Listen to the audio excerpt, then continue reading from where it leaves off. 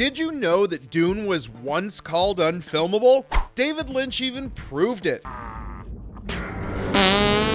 Now the second installment in Denis Villeneuve's sci-fi adaptation is out this year, and the expectations are high. In fact, they are so high, many are asking if this sequel could join the ranks of other sci-fi sequels widely considered greater than the first. Dune Part 2 has a lot going for it.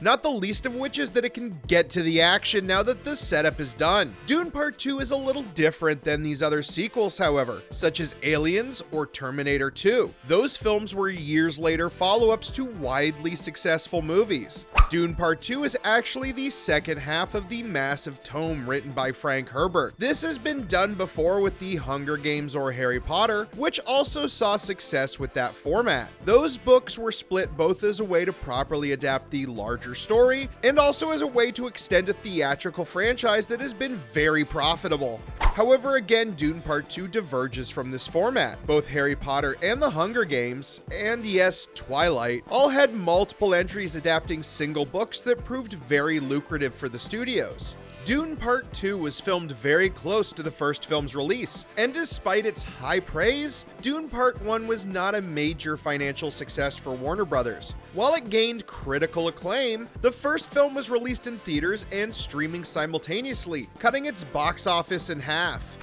So Dune 2 may stand as one of the most unique sequels in film history. The only thing that really comes close in terms of circumstances is Jackson's Lord of the Rings trilogy, which adapted 3 books simultaneously. Dune Part 2 also carries some major risks for Warner Brothers.